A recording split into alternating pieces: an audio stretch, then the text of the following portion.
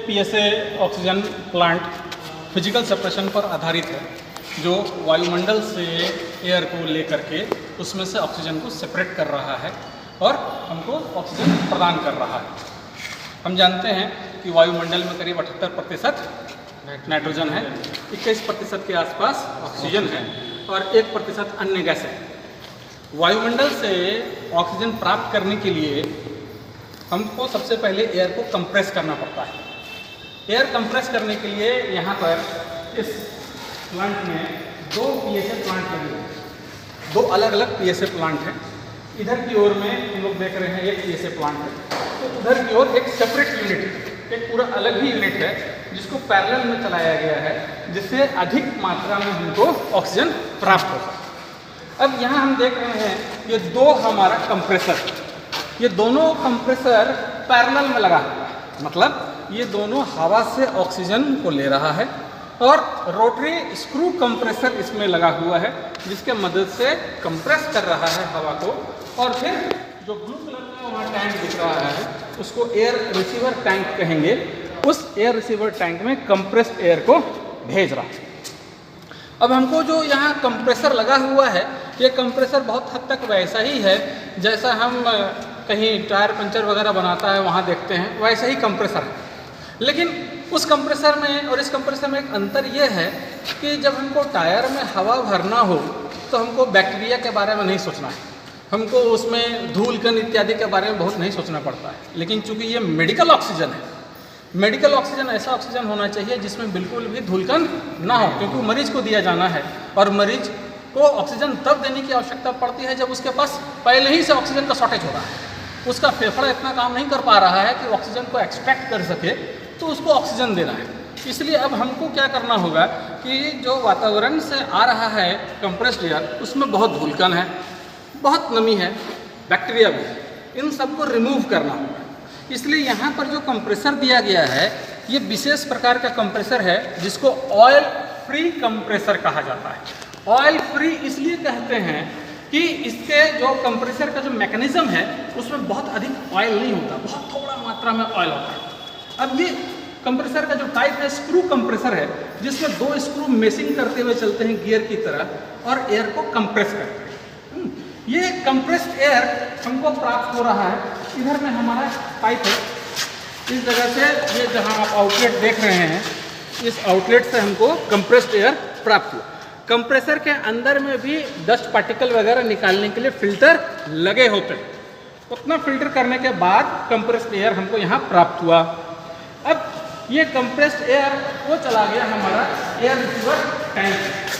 2 compressor इसलिए रखते हैं कि ये कंप्रेसर लगातार चलता रहेगा। जब लगातार कंप्रेसर चलेगा तो गर्म होगा, खराब होगा, तो 2 कंप्रेसर रख के क्या करते हैं, एक निश्चित समय अवधि के बाद में उस कंप्रेसर को बंद कर देते हैं, इसको ऑन कर लेते हैं। जब तक ये फंक्शन करेगा तब तक वो ठंडा होगा, तो बारी बारी से काम करेगा। अब ये कंप्रेसर भी वही काम कर रहा है, सेम काम कर रहा है, सेम फंक्शन है, स्क्रू कंप्रेसर है। जब कंप्रेसर ए काम कर रहा हो तो पाइप के माध्यम से हमारा इस air receiver tank, blue tank जो है इसमें चला रहा है। जब कंप्रेसर ए को बंद करना पड़ेगा तो कंप्रेसर बी ऑन हो जाएगा, इसको ऑन किया जाएगा और तब फिर जैसा वैसा आउटलेट था ठीक वैसे ही यहाँ भी आउटलेट है। ये आउटलेट से आकर के हमारा ये आउटलेट यहाँ वाल्व दिया हुआ है और हम देख सकते हैं कि पीछे वाले कंप्रेसर से ये कंप्रेसर ए का पाइप है, ये हमारा कंप्रेसर बी का पाइप है। तो कंप्रेसर बी के लिए यहाँ पर एक वाल्व दिया हुआ है। अब ये दोनों जो है एयर वो हमारा इस टैंक में, एयर रिसीवर टैंक में है। टैंक में एयर का प्रेशर देखने के लिए यहाँ प्रेशर गेज दिया हुआ है, जो एक वाल्व के साथ लगा हुआ है। इस वाल्व को इंस्ट्रूमेंट वाल्व या आइसोलेशन वाल्व कहते हैं। ऑन करेंगे तब यहाँ प्रेशर हमको मिलेगा। टैंक में जो कंप्रेस्ड एयर आ रहा था तो वातावरण में जो हवा है उसमें बहुत सारी अशुद्धियाँ और नमी भी है। उन नमी को निकालने के लिए वो नमी इस टैंक में भी बैठ जाते हैं।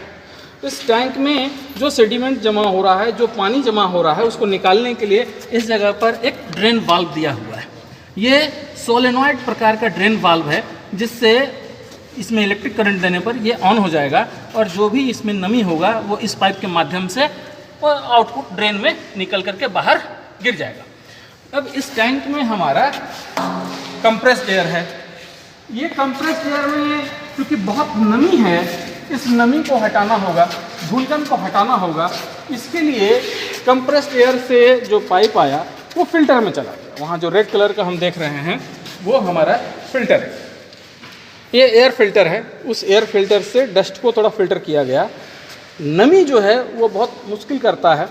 हवा में जो नमी है और साथ में धूल है, ये दोनों मिल जाए तो गाढ़ा चिपचिपा सा पदार्थ बना लेता है जो वाल्व इत्यादि को जाम कर देता है। तो डस्ट को फिल्टर हम कर लेते हैं। डस्ट पार्टिकल फिल्टर करने के लिए वो फिल्टर लगा हुआ है। नमी को निकालना है तो नमी को निकालने के लिए इस तरह का एयर ड्रायर का यूज किया जाता है। एयर ड्रायर भी कई प्रकार के होते हैं। यहाँ जो एयर ड्रायर है इसको रेफ्रिजरेंट टाइप एयर ड्रायर कहते हैं। रेफ्रिजरेंट टाइप एयर ड्रायर कुछ वैसा ही है जैसे हमारे घर का refrigeration system, air conditioning system होता है, जिसमें क्या किया जाता है, एक विशेष रेफ्रिजरेंट गैस की सहायता से उसको कंप्रेस करके और रेफ्रिजरेशन साइकिल में के सहायता से एक बॉक्स के अंदर में जहाँ कंडेंसर होता है वहाँ टेम्परेचर को डाउन कर लेते हैं। अब एक इसके अंदर में एक बॉक्स है जहाँ इसका अपना कंप्रेसर और अपना रेफ्रिजरेंट सिस्टम है, जो क्या करता है एक बॉक्स के अंदर का टेम्परेचर को 3 से लेकर 5 डिग्री तक घटा देता है। इससे जो कंप्रेस्ड एयर में जो नमी है वो पानी के बूंद में कन्वर्ट हो जाता है और फिर ड्रेन होकर के बाहर निकल जाता है। आप देखे होंगे कि अगर किसी बॉटल में ठंडा पानी भर कर रख दिया जाए तो उसके